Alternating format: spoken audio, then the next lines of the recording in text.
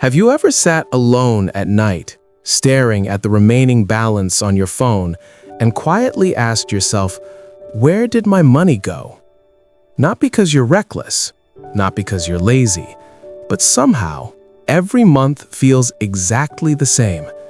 The salary arrives, then slowly disappears.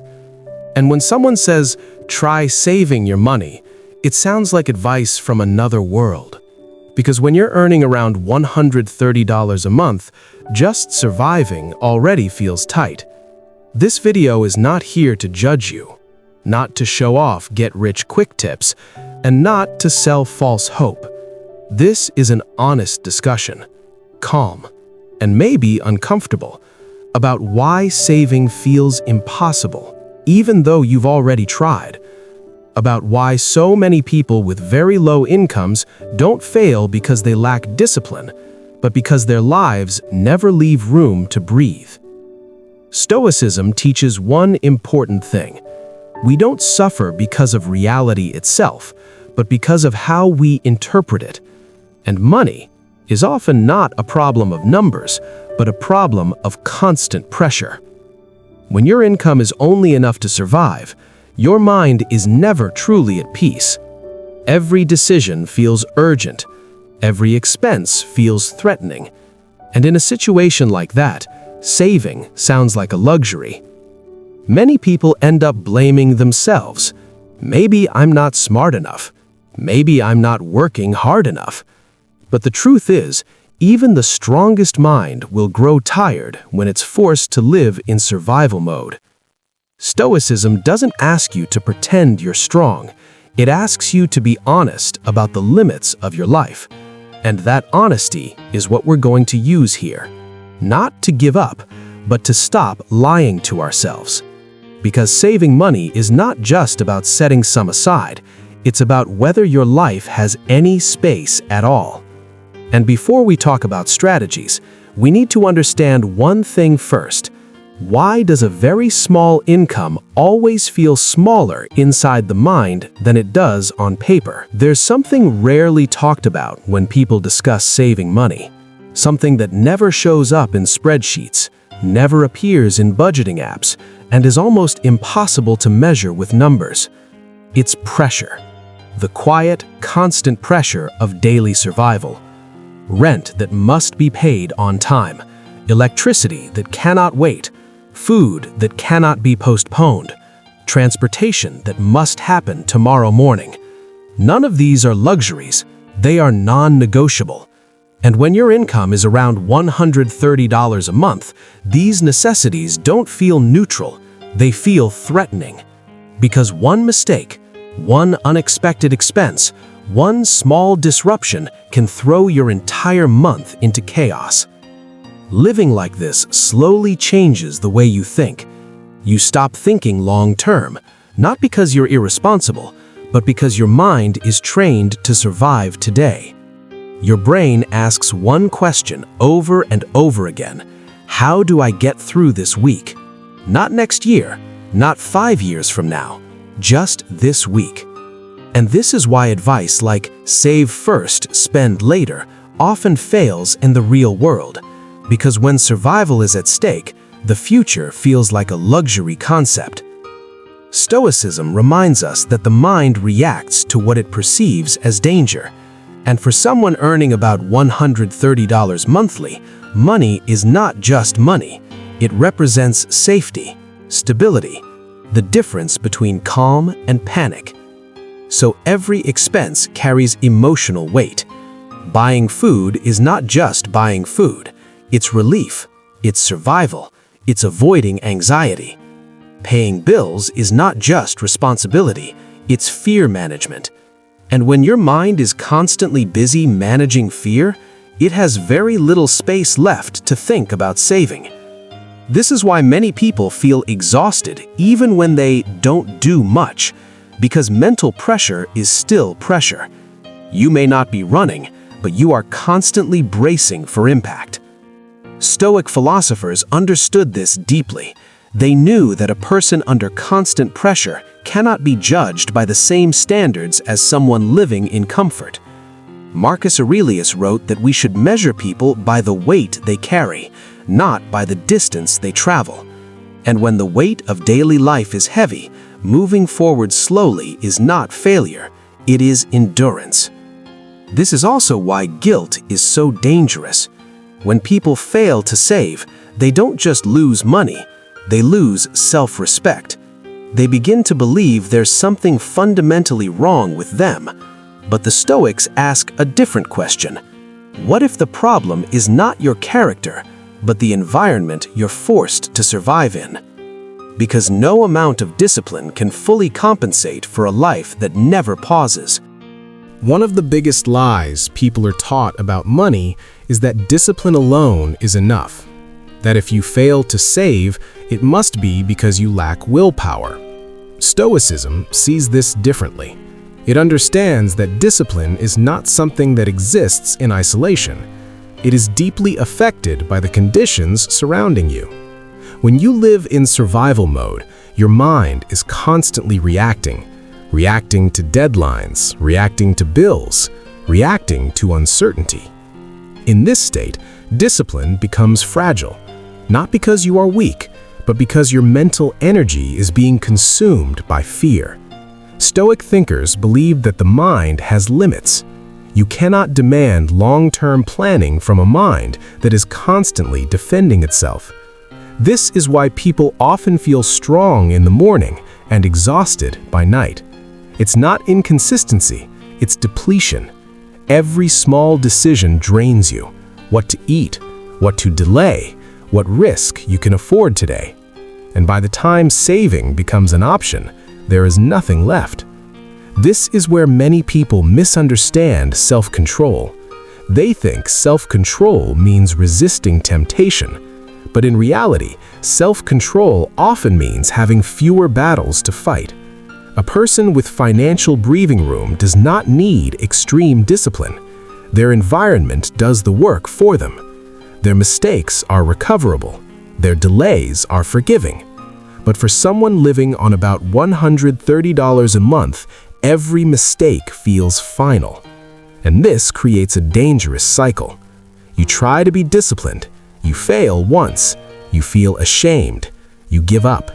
Not because you don't care, but because shame convinces you that effort is pointless.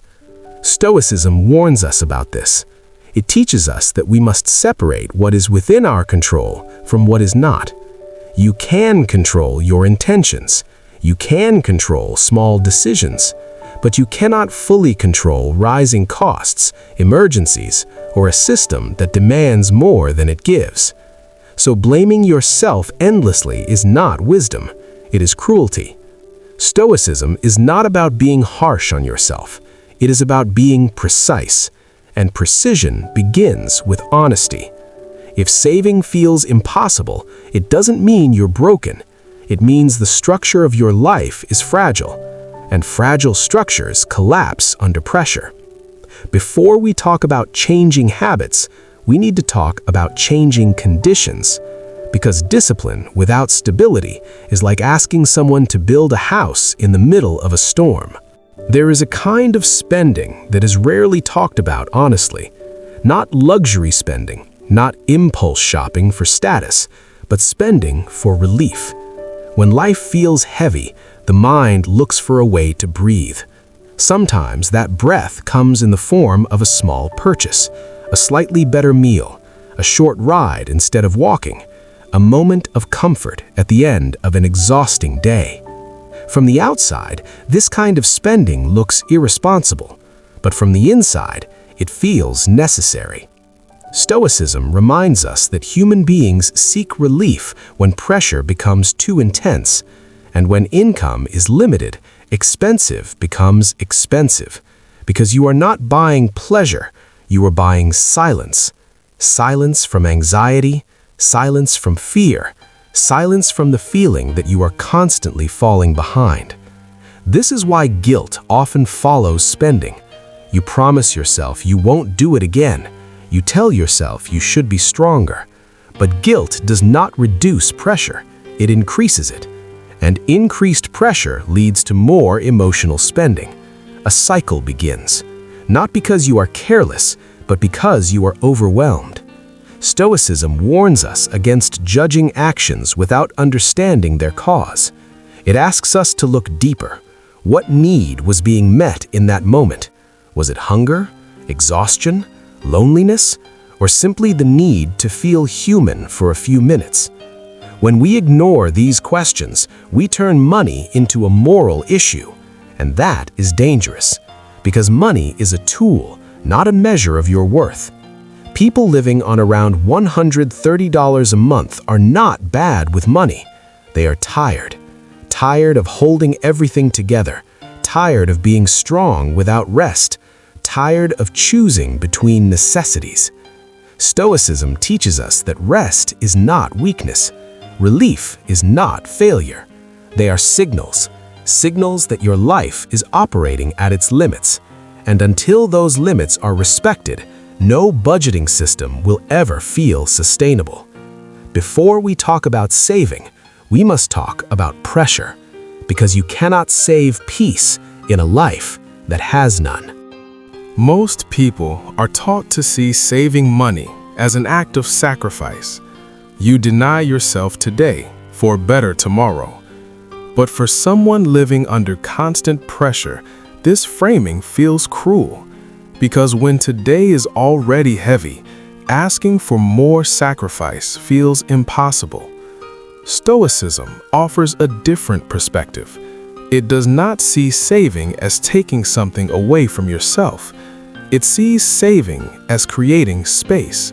Space for mistakes, space for emergencies, space to think clearly. True wealth in Stoic thought is not about accumulation, it is about margin, a small buffer between you and disaster. Even a little margin changes how the mind works. When you know one small mistake won't destroy everything, your body relaxes, your decisions slow down, your fear loses its grip. And in that state, discipline becomes easier, not because you force yourself, but because you are no longer panicking. This is why Stoicism never begins with big financial goals. It begins with stability. One breath before running, one step before planning the journey. Saving, then, is not about the amount. For someone earning around $130 a month, it is about direction. Even the smallest act of saving is not merely a financial victory, it is a psychological one. It tells your mind, I am not completely trapped, and that message matters more than the number in your account. Stoic philosophers believed that freedom begins in the mind, and financial freedom at its core is freedom from constant fear. This is why comparing yourself to people with much higher incomes is dangerous. Their margin is different. Their pressure is different. Stoicism never asks you to measure yourself against others. It asks you to measure yourself against your own reality. If you can create even a tiny bit of space, you are not failing. You are rebuilding, slowly, quietly, without applause. And this is the kind of progress that lasts. Stoicism is often misunderstood as a philosophy of extreme discipline, but in truth, it is a philosophy of realism. It does not ask you to do the impossible. It asks you to work with what is real. And when your income is small, what is real must be respected. The first Stoic principle is this: reduce what drains your mind before trying to increase what fills your account. Not every cost is financial. Some are psychological. Constant stress is expensive. Uncertainty is expensive. Chaos is expensive. Before saving money, Stoicism asks you to reduce noise, simplify decisions where you can, create routines that reduce thinking, remove unnecessary battles. This is not minimalism for aesthetics, it is protection for your mental energy. The second principle, do not chase perfection. Perfection is fragile. Stoicism values consistency over intensity. Saving a small amount imperfectly is more powerful than saving nothing perfectly. If 1 month fails, you do not destroy the system, you adjust. Stoics believed that resilience comes from flexibility, not rigidity. The third principle: separate dignity from income. Your worth does not rise or fall with your salary. Living on around $130 a month does not make you less capable, less intelligent, or less deserving of respect. When dignity depends on money, every financial struggle becomes an identity crisis. Stoicism rejects this. You are not your bank balance. You are your choices within your limits. And finally, accept that some months will not allow saving at all. This is not failure, it is awareness. Stoicism does not punish reality, it studies it.